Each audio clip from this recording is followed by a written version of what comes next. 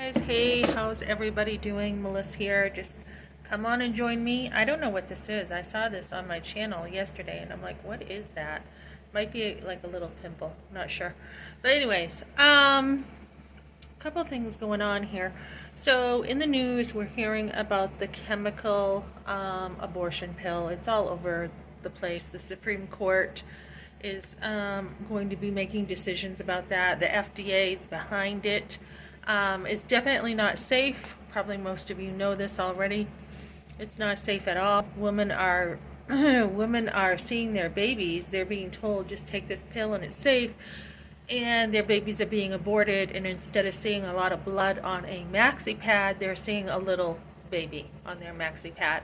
So we know New York about 4 years ago had a party celebrating abortion, right? And I think it was shocking for most of us. It was just like, what are these women celebrating, right? And to find out, it was just really shocking.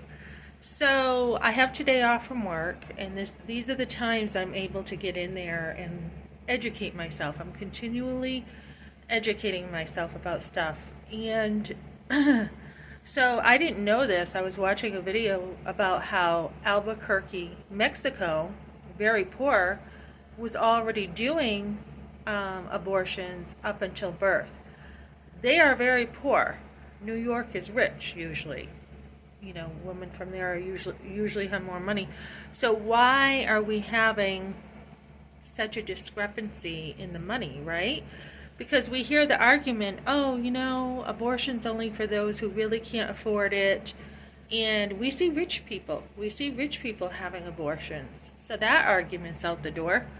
I had called a church today about asking them what they do for help for women. And they actually did move across lines. And this is kind of what I'm looking to do in the future. As I have a resource center, I am looking to gather people who just aren't saying, oh, you live in this community, so we can't help you. We only help these people in this community. We need to be reaching across the lines to help women afford their babies.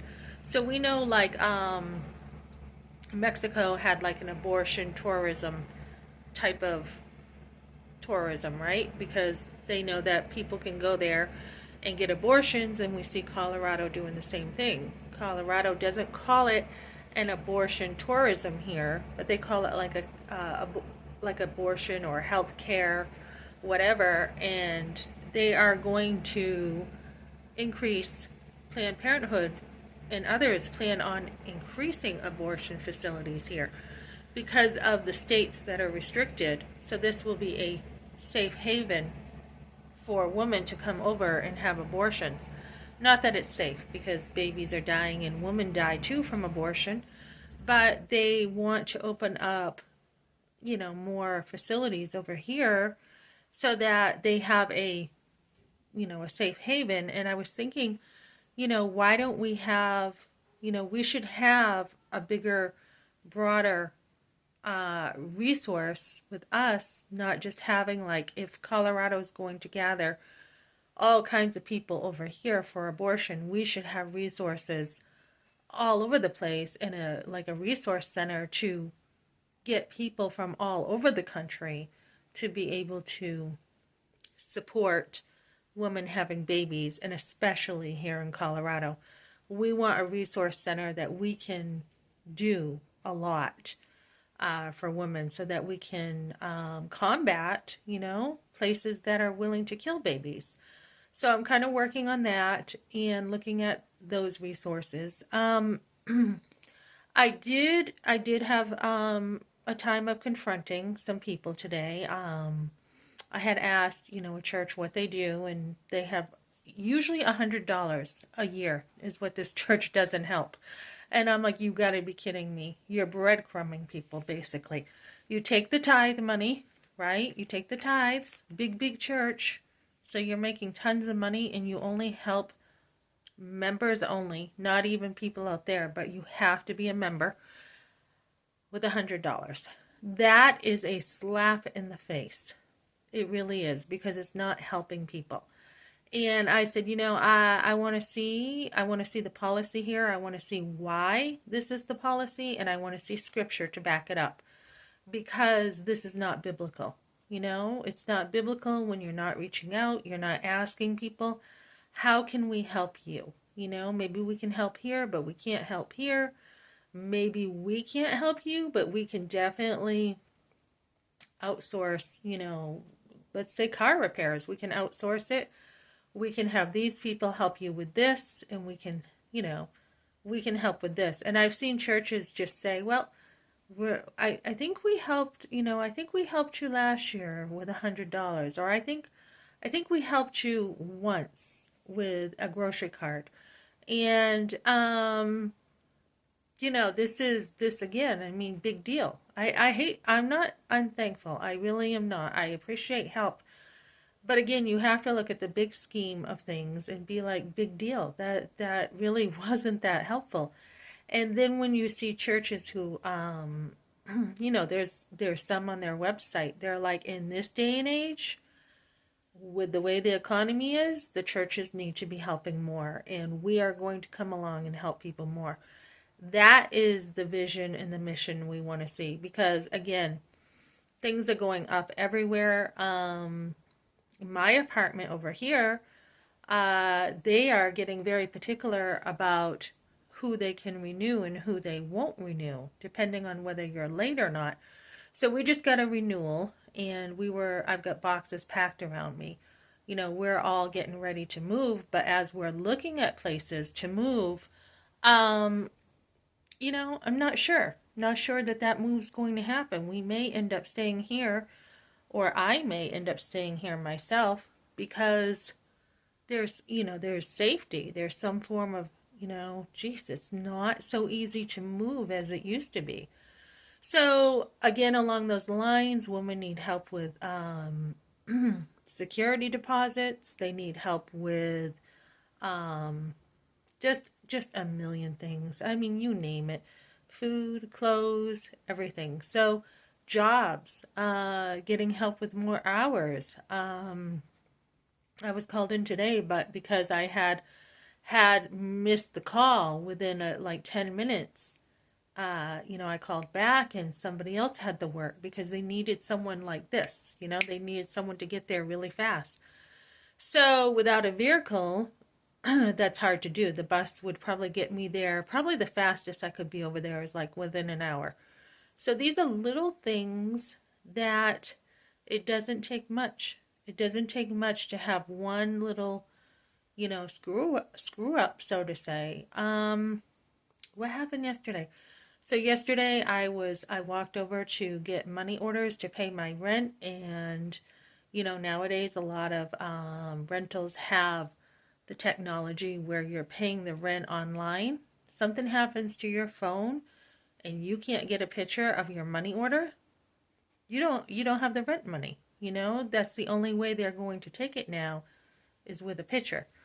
So on and on it goes. We're living in a really fragile economy, and we just need to start. I really felt this from the beginning, and I still do. The only way we're going to make it is doing it together, making sure that we're helping one another even more, And I saw that Trump just put out a Bible. Say what you want about this Bible he put out about an American Bible. I mean, he just added like the Constitution, Bill of Rights, and Declaration of Independence. A lot of people are critical because they're saying you're just making this Bible so that you can raise money for yourself. But it does cost money. It costs like $60. It costs money to print a Bible. But, again, as he is trying to get people to say, hey, we need to work together for our country, same thing here. We need to work together to help one another. So that's pretty much what I got for now. I'll probably put another video out after, maybe even tomorrow, because I have research I want to get into today. So I'm researching a lot. I'm connected to Miss Magazine. So that was a magazine I used to read as a kid, as a teen. So I'm looking at that now and I'm getting in there with that stuff and just constantly thinking of new ideas to help women and how to beat this because we have babies dying all the way up to birth. I know a lot of Americans don't want to believe that, but it's true. So, those babies are the real victims, you know. And tonight, I have my last trauma class. That's what I'm doing tonight.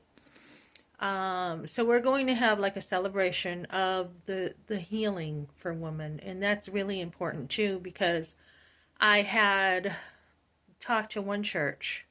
This was about a year ago, I think, and I was really moved because the men came up to me and they were like, "Oh my goodness, you know, we're so sorry for what you went through. If you need anything, let us know." And the men were there for me. And then this recently, I talked about how I had shared my testimony at a church. Not a whole lot of response. I think people just don't know what to say.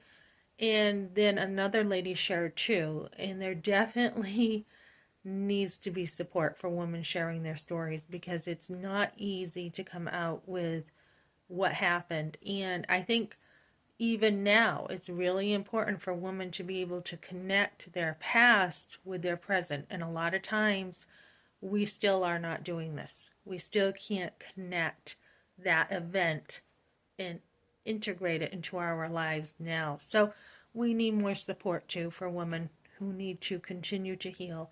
Again, it's not a 12-week class. It's not even 2 post-abortive classes. And I would go as far to say it's not even after a trauma class. It's something that is ongoing for women, and so we want to prevent abortion in every single way because women, it's the biggest mistake of their life to have to deal with the abortion. I even heard recently a woman 50 years later still regrets it. And we can heal from it as I have, but it's still something that needs to be dealt with on really deep levels, really deep. And even seeing something today where men, if they get their girlfriends pregnant, keep the lines of communication open. You need to listen to her. You need to talk. And the lines of communication just were totally cut off for me. So, there's a lot there to still deal with to help women. Okay, thanks for joining me, guys, and we'll talk later.